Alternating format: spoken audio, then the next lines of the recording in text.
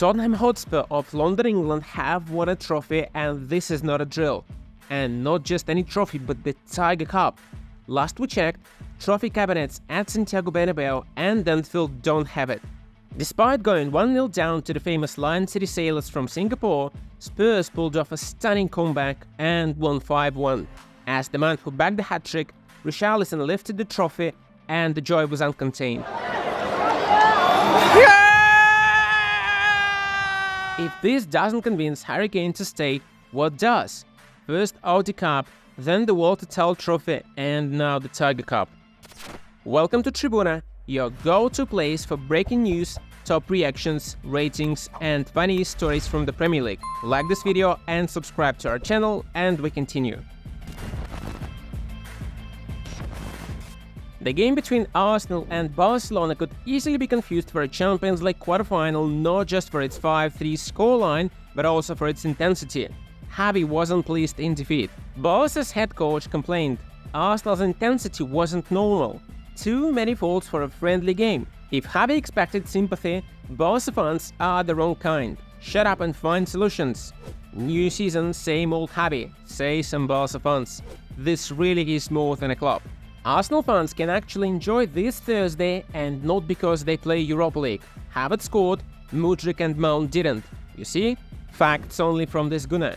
Havertz has double amount of goals for Arsenal than Mudryk for Chelsea. In a more tactical analysis, an Arsenal fan notices Kai's movement in the box. Moves like a proper striker, invisible until the finishing moment.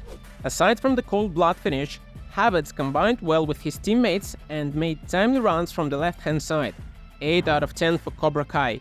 Timber covered for Zinchenko at left back and looked natural.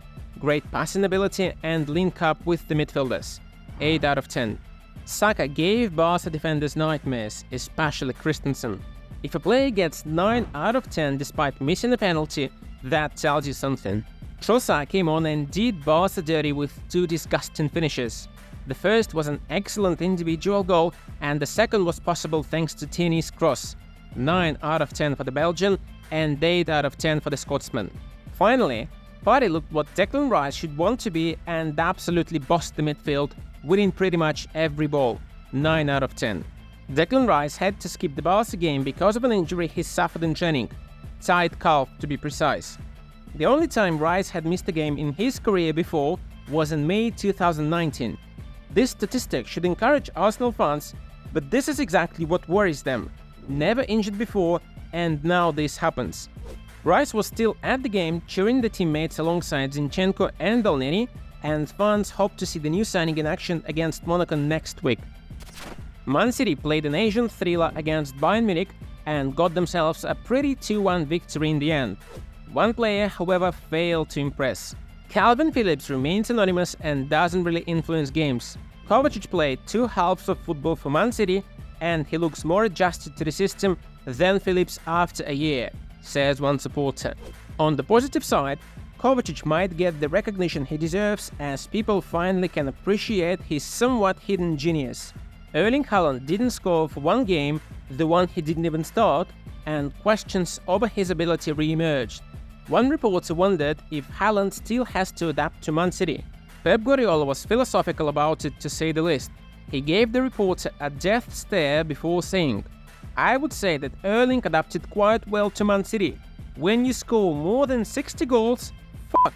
In Haaland's absence, youngster James McAtee and Aymeric Laporte scored. But Pep raved about another player, 18-year-old Rico Lewis. Pep said about him, "I don't remember a game that he doesn't play at the right level. He's so smart and understands everything." A new Chelsea signing is so good, rival defenders might actually start to learn prayers. Nicolas Jackson scores again, and it seems like the only thing that could stop him is the cursed number 9 shirt. The Senegalese spawned out of nowhere at Chelsea, and now just bangs the goals in. Chelsea fans are warning Man City and Erling Haaland. Old man, Jackson is coming for your golden boot. Jackson was easily Chelsea's best player in the Newcastle draw. The goal aside, he also messed with Newcastle's defense for fun. A solid 8 out of 10. Left-back Maatsen played on the right wing and assisted Jackson with a fantastic through ball. He impressed Pochettino, who said Maatsen is part of his plans. 7 out of 10. Gallagher is making a strong case for why he should stay at Chelsea. A lot of energy again and solid defensively. 7 out of 10. Enzo Fernandez was careless with the ball and was dispossessed twice in a dangerous area in front of Chelsea's goal. 5 out of 10 at most. Cucurella played a few good passes but defended badly for Newcastle's goal.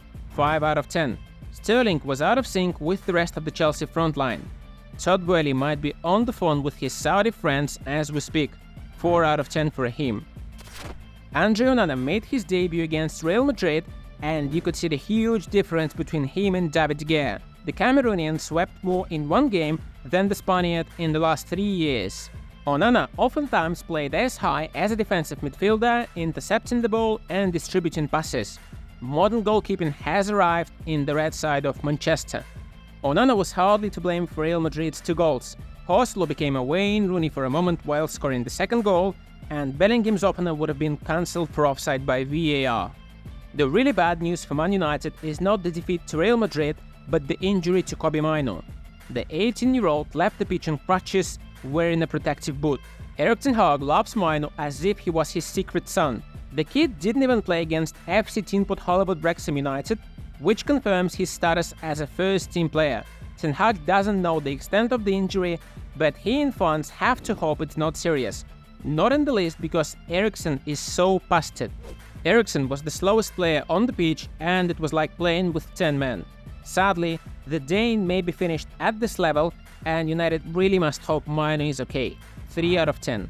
Harry Maguire was booed by a few idiots in the stands literally for nothing, but he was definitely good against Real Madrid's pacey attackers and receives a solid 7 out of 10 from us, while haters get 1 out of 10 for zero imagination.